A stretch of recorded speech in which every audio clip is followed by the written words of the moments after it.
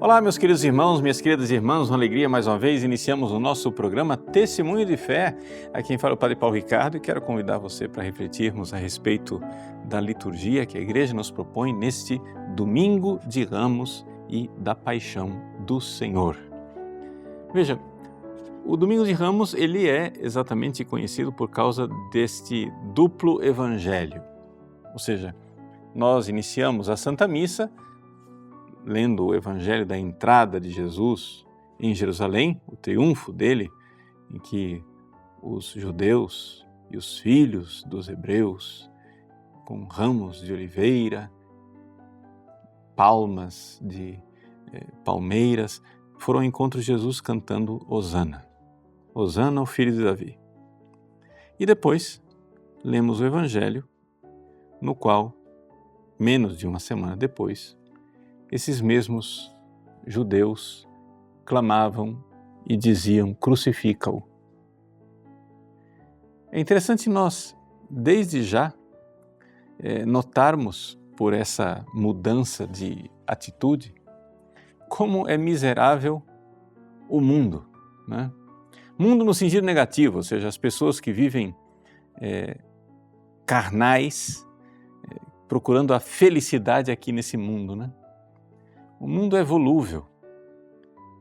O mundo que grita Hosana é o mesmo mundo que grita crucificam.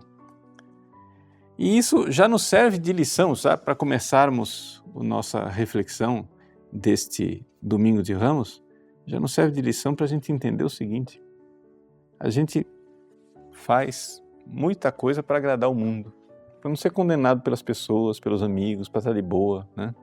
Ao invés da gente procurar agradar a Deus, fazer aquilo que é o correto, a gente quer agradar os amigos, né? Mas o mundo é cruel, né? Como dizia Dom Aquino Correia, o famoso arcebispo de Cuiabá, ele era poeta e numa das poesias que ele fez, recordando a morte da sua mãe, ele, no meio da poesia, faz uma oração para Nossa Senhora e diz: é mau o mundo, simula beijos por morder mais fundo, tem serpes no jardim. É isso, o mundo é mau. O mundo faz que vai beijar você, né? Simula beijos. Ele faz que vai beijar você, mas na verdade ele vai lá e morde você. Você quer agradar o mundo? Dá nisso. Graças a Deus, nosso Senhor Jesus Cristo não quis agradar o mundo, ele quis agradar a Deus. Ele é Deus que se fez homem para ensinar o homem a fazer a vontade de Deus, a querer agradar a Deus e agradar no amor. E é por isso que, então, nós celebramos o Domingo de Ramos.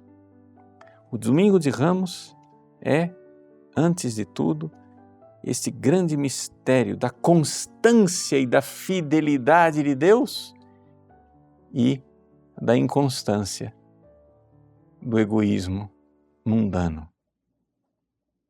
Você vai e paga um preço terrível para agradar os seus amigos, para agradar os mundanos, para ser apoiado por eles, para receber likes, né, nas redes sociais, para que todo mundo diga que você é o cara, que você é legal. Mas, tão logo se apresenta a oportunidade, este mesmo mundo que antes gritava hosanas é o mundo que vai crucificar você. Então, o Domingo de Ramos é o domingo da Paixão do Senhor. É interessante nós notarmos que a liturgia, ela nos dá essa oportunidade de meditarmos a respeito da Paixão de Cristo, exatamente porque na Sexta-feira Santa nem todos vão à missa, né? Não tem missa na Sexta-feira Santa, mas nem todos vão à função de Sexta-feira Santa, já que ela não é obrigatória, né? Muita gente equivocadamente acha que Quinta-feira Santa e Sexta-feira Santa, por receberem o nome de Santa, que são dias santos de guarda. Não, não são dias de guarda, não é obrigatório ir à igreja, nem na quinta e nem na sexta-feira. O sábado, com a vigília pascal já é parte do domingo, né? Então é evidente que o domingo de Páscoa é um dia santo de guarda. Então, na liturgia da igreja, nós temos a oportunidade de, num domingo, refletir sobre a paixão, que é o domingo de Ramos, e no domingo seguinte, sobre a ressurreição, que é o domingo de Páscoa. E este ano, nós lemos o Evangelho de São Marcos. O Evangelho de São Marcos, como você deve saber, é na verdade o Evangelho de São Pedro. Ou seja, Marcos, ele não conheceu Jesus profundamente, porque quando Jesus foi crucificado, São Marcos, conforme a tradição, era um jovem, né? Aquilo lá que o Evangelho descreve do jovem que olhava Jesus sendo preso lá no Getsêmani, no Horto das Oliveiras, aí é surpreendido pelos soldados, os soldados agarram um lençol e ele então larga o lençol e sai sem roupa, correndo no escuro para se livrar desses seus perseguidores. Pois bem, era São Marcos, né? João Marcos. Era ele que estava lá observando Jesus sendo preso. Mas o contato que Marcos teve com Jesus foi muito pouco. É depois que São Pedro, precisando de um intérprete, precisando de alguém que soubesse grego, porque o pobre do Pedro, pescador rude da Galileia, sabia mal e mal o aramaico, né? Ainda mais um aramaico com forte sotaque, né? Sotaque de Galileu. E São João Marcos foi o tradutor dele, o intérprete, né? Que acompanhou São Pedro nas suas pregações, e foi através das pregações de São Pedro que São Marcos ficou, assim, perito, né, na vida de Jesus e escreveu este evangelho que, no fundo, é o Evangelho de Pedro. Estou gastando esse tempo para dizer isso porque quando nós meditamos a paixão de Cristo segundo São Marcos, nós estamos meditando a paixão de Cristo conforme as lembranças que marcaram o coração de São Pedro. Bom, a narrativa da paixão começa no capítulo 14. Se você for ler a versão mais longa da paixão segundo Marcos, no capítulo 14, né, nós temos ali uma coisa muito tocante, muito marcante, que é a descrição de São Pedro da agonia de Nosso Senhor Jesus Cristo no Horto das Oliveiras. Não é? Ali, Nosso Senhor agoniza e Pedro ficou bastante marcado com a tristeza e a angústia sofrida por Jesus. Ele descreve isso com abundância de detalhes. Mas ele se lembra disso com uma dor, que é o seguinte: embora Jesus estivesse ali, naquele momento, né, angustiado, sentindo pavor e angústia, São Pedro não conseguiu fazer 1 hora sequer de vigília e de oração com ele. Eles tinham acabado de fazer a ceia pascal, tinham comido muito, tinham certamente bebido vinho, né? E estavam pesados de sono e não sabiam o que responder. Então você imagina Jesus lá, né? Procurando os seus amigos no momento de sua maior angústia e nada encontra. É interessante nós recordarmos que Jesus não precisava do conforto e da consolação de amigos. É claro, ele é Deus que se fez homem. Deus não veio aqui, né, nos amar porque Deus estava carente e precisando de amigos, mas é o contrário. Jesus se coloca nesse lugar de necessidade, angustiado, precisando de amigos que o apoiem. Por quê? Porque isto é a melhor coisa que ele poderia fazer para nós. Aqui já vem o primeiro ponto que nós precisamos nos dar conta. amar Jesus, consolar Jesus nesses dias de Semana Santa, nesses dias de reflexão sobre a paixão de Cristo, é a melhor coisa que nós podemos fazer para nós. Consolar Jesus. Jesus vem, ele se faz humilde, pequenino, necessitado do nosso amor, embora ele não necessite. Jesus se faz necessitado de nossa amizade, embora ele não necessite dela, para que nós busquemos a ele, para consolá-lo.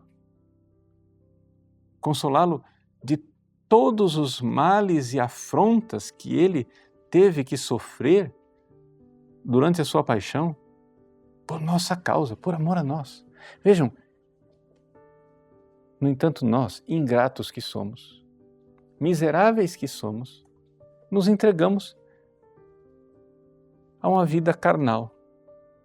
A primeira coisa que a gente vê em São Pedro,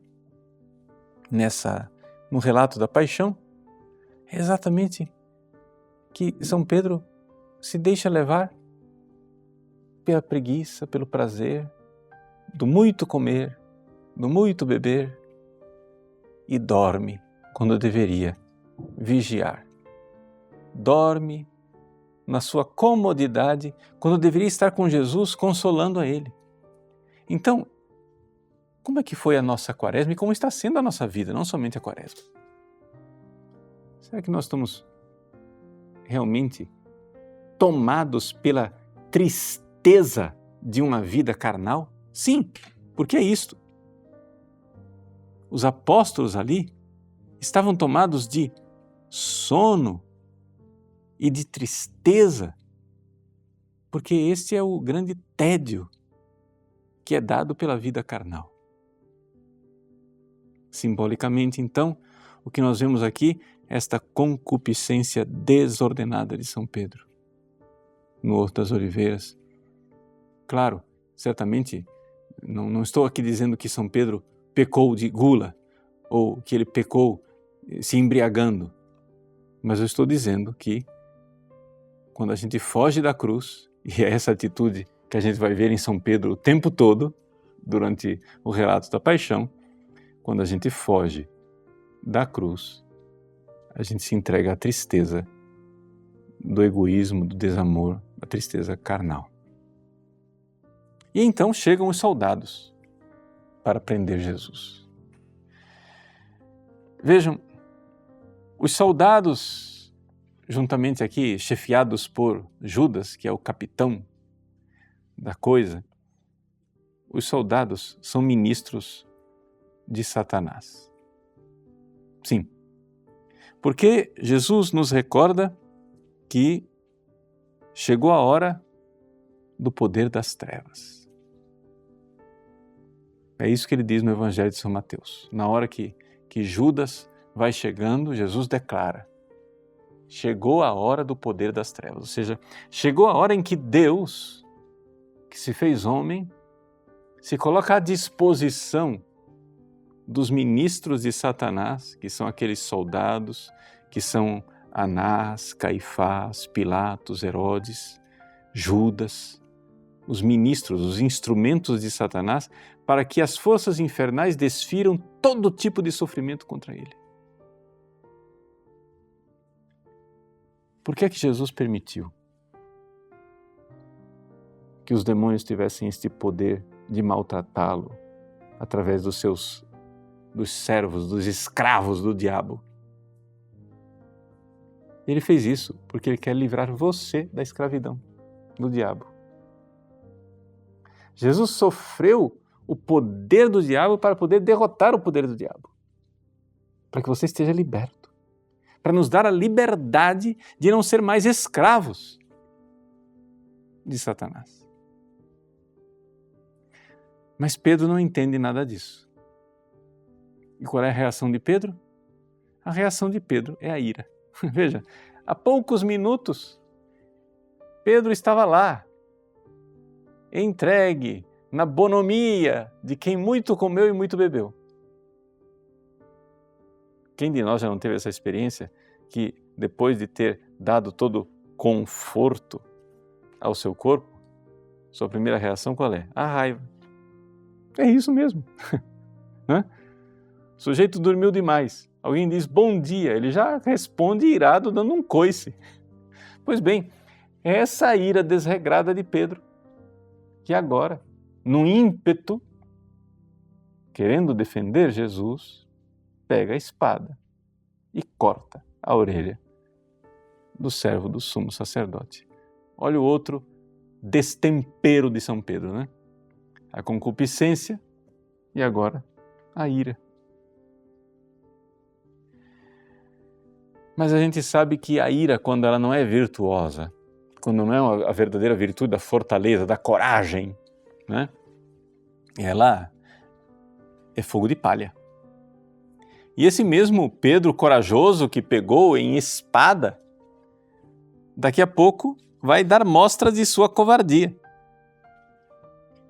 Quando os soldados levam Jesus, né, para o palácio dos sumos sacerdotes,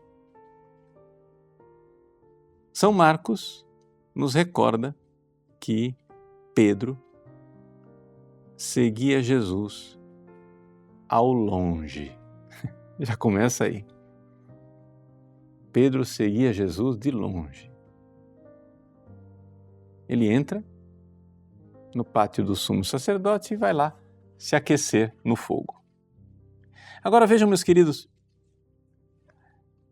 aqui quem é Pedro? Pedro é o sumo pontífice de Jesus. Então, antes que os pontífices Anás e Caifás pronunciem a sentença de condenação da morte de Cristo, São Pedro pronuncia uma sentença de condenação de Jesus. Não, como assim, padre? Pera lá. Ele negou Jesus 3 vezes por covardia, mas São Pedro não condenou Jesus à morte. Sim, mas veja,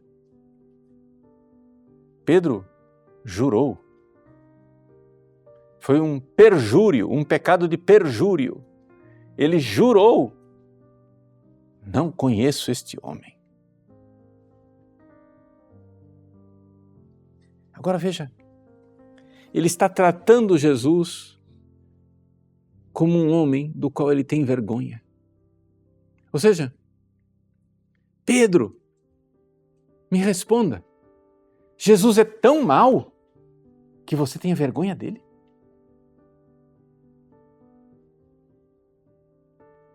Meu irmão, minha irmã, faça seu exame de consciência. Quantas vezes você teve vergonha de Jesus, como Pedro? Diante dos outros, diante da serva do sumo sacerdote, que conheceu você pelo seu sotaque galileu, ex loquela tua, por causa do teu sotaque. Quando é que você... Não, você é católico, né? Eu estou sabendo. Seu jeito de vestir, seu jeito de se comportar, seu jeito de falar, seu jeito de pensar, seu jeito de agir. E então você teve medo e traiu Jesus e o negou.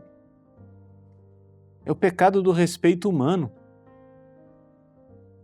Por que você quer agradar o mundo? Um mundo tão volátil, como nós dizíamos no início da nossa reflexão, um mundo que hoje grita hosana e amanhã grita crucifica-o. Por que você quer agradar ao mundo? O mundo que não é fiel a você? E, ao contrário, ofende a Deus, que é tão fiel a você. Pedro negou Jesus 3 vezes. O galo cantou 2 vezes. Mas o galo não foi suficiente para despertar a consciência de Pedro. Pedro negou Jesus 1 vez e o galo cantou. Negou Jesus 2 vezes, 3 vezes, o galo cantou e Pedro nada, e Pedro não se arrependeu. O evangelista São Lucas nos recorda que naquele momento em que Pedro negou Jesus pela terceira vez, Jesus olhou para Pedro. Quer dizer que Jesus estava ali perto, estava presente. Enquanto o seu pontífice, o príncipe dos apóstolos, negava Jesus, Jesus olhou para Pedro. São Pedro de Alcântara, no seu Tratado da Oração e da Meditação, ele diz o seguinte, comentando essa passagem em que Jesus olhou para Pedro, que Jesus olhou para Pedro com aquele olhar do bom pastor que busca a ovelha perdida. Onde você foi parar, Pedro? Onde você foi me negando? E este olhar de Cristo, um olhar silencioso, gritou mais forte no coração de Pedro do que o canto do galo. O canto do galo não foi capaz de acordar Pedro, mas o olhar de Jesus silencioso acordou. E então, São Pedro saiu no escuro, et flevit amare, e chorou amargamente. Eis aí, São Pedro que se arrepende de ter sido ele a pronunciar a sentença de morte de Cristo. Envergonhar-se de Jesus é isso. É pronunciar uma sentença de morte. Porque eu tenho vergonha dele como se ele fosse um criminoso. Jesus então é levado para a cruz. É claro, aqui você entende que eu estou resumindo bastante o relato da paixão, mas é importante nós notarmos que Jesus, que é levado para o Calvário, ele, ali, da forma paciente, piedosa, bondosa, caridosa, como ele foi levado, aquilo lá foi sim, como dizia a profecia de Simeão, causa de queda e de reerguimento para muitos. Por quê? Porque diante da cruz é que se dá a decisão. As decisões que importam na nossa vida são todas decisões diante da cruz. Na sua vida, você terá sempre ocasiões em que você tem um bívio, uma encruzilhada, dois caminhos a seguir. Ou abraçar a cruz e então ir com Cristo para o céu, ou negar a cruz e precipitar no inferno. Nós temos essa escolha. De todos os sofrimentos que Cristo sofreu, os bofetões, cusparadas, xingamentos, açoites, coroa de espinhos, varadas, tem um sofrimento que Cristo não quis sofrer sozinho. No caminho do Calvário, ele quis ser ajudado pelo Cirineu. São João Crisóstomo, comentando esta passagem do Cirineu, faz essa pergunta: por que é que Jesus quis ser ajudado ao carregar a cruz no Calvário? E a resposta dele é muito clara, ele diz: é para que nós compreendamos que não basta a cruz de Cristo, se você também não tomar a sua. Parece escandaloso dizer que a cruz de Cristo não basta. É claro que a cruz de Cristo a todos salvou. É claro que a cruz de Cristo é a salvação universal. É claro que a cruz de Cristo é causa suficiente, superabundante de salvação para todos. Como diz Santo Tomás de Aquino, uma só gota do sangue de Cristo teria sido suficiente. A cruz de Cristo é causa de salvação superabundante. Só que acontece o seguinte: se você não colher o fruto desta salvação, tudo foi inútil, né? Tudo foi perdido, porque você precisa tomar posse. E como é que você toma posse dos frutos da salvação de Cristo na sua vida? É quando no seu dia a dia, nas escolhas do dia a dia, você abraça a cruz. Quem quiser me seguir, renuncie a si mesmo. Tome sua cruz todos os dias e me siga. É na pequena cruz do dia a dia que você está aplicando a você os merecimentos abundantes e maravilhosos do amor infinito de Deus na cruz. Veja, a cruz não é suficiente para salvar aqueles que não querem ser salvos. A cruz, ela é mais que suficiente, ela é superabundante para salvar aqueles que querem ser salvos. E quem quer ser salvo? Aquele que quer me seguir, toma sua cruz dia após dia e me segue. Então, o desfecho da paixão de Jesus, segundo São Mateus, é quando lá no Calvário, depois que Jesus exala o último suspiro, cumprida a sua missão de amor a Deus e amor a nós, aquele amor infinito com que Ele nos amou, finalmente, parece que alguns acordam. Como eu disse, a cruz de Cristo foi causa de queda e de reerguimento para muitos.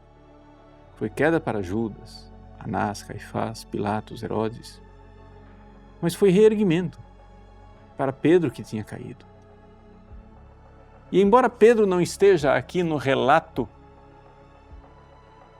na conclusão da paixão segundo Marcos, existe uma pessoa que faz as vezes de Pedro. É o centurião romano. São Marcos, segundo a tradição, escreveu o seu evangelho lá em Roma. Ainda hoje está lá a igreja de São Marcos, na Praça Veneza, em Roma, onde Marcos teria escrito esse seu evangelho.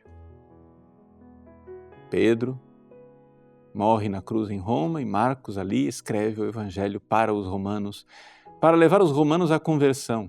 E a conversão desse centurião romano aos pés da cruz é aquilo que Marcos quer alcançar de todos os leitores do seu evangelho. O evangelho nos diz que quando Jesus morreu, a cortina do santuário rasgou-se de alto a baixo em duas partes. E quando o oficial do exército, o centurião, que estava bem em frente dele, viu como Jesus havia expirado, ou seja, como ele havia morrido, com que piedade, com que amor divino e infinito, com que paciência maravilhosa, sem condenar os que o maltratavam. Quando ele viu como Jesus tinha morrido, ele faz sua profissão de fé e diz, na verdade, este homem era o Filho de Deus. O centurião romano faz aquela mesma profissão de fé que São Pedro fez. Tu és o Messias, o Filho de Deus. Volta à fé. Jesus é causa de reerguimento para muitos. Então, vamos, nesta Semana Santa, meus queridos, nos reerguer. Vamos voltar. É hora de voltar para casa. É hora de você, Pedro volúvel, né? É hora de você voltar e dizer: chega, o meu Senhor me amou, Ele olhou para mim e Ele quer que eu abrace a minha cruz dia após dia, professando a minha fé. Então, coragem, levanta do chão, limpa a poeira, bate a sujeira dos joelhos e vamos lá.